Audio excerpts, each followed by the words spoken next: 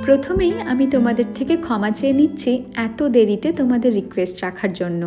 তোমরা প্রায় বছরখানেক আগে মায়ের বানানো ক্লে জুয়েলারি দেখে রিকোয়েস্ট করেছিলে মা কীভাবে বানায় সেই প্রসিডিওরটা একটু ডিটেলে দেখাতে।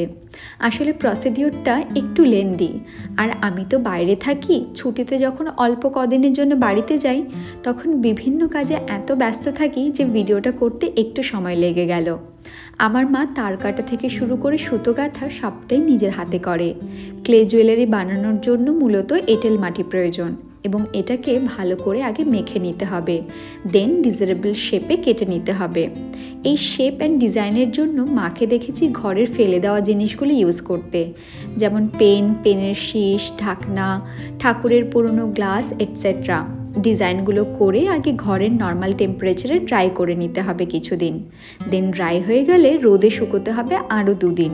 তারপর সেটাকে আগুনে পুড়িয়ে নিতে হবে। আগুনে পোড়ানোর পর নিজের পছন্দ মতো ফেব্রিক কালার চুজ করে কালার করে নিতে হবে। কালার ড্রাই হয়ে যাবার পর সুতো পেঁচিয়ে নিতে হবে।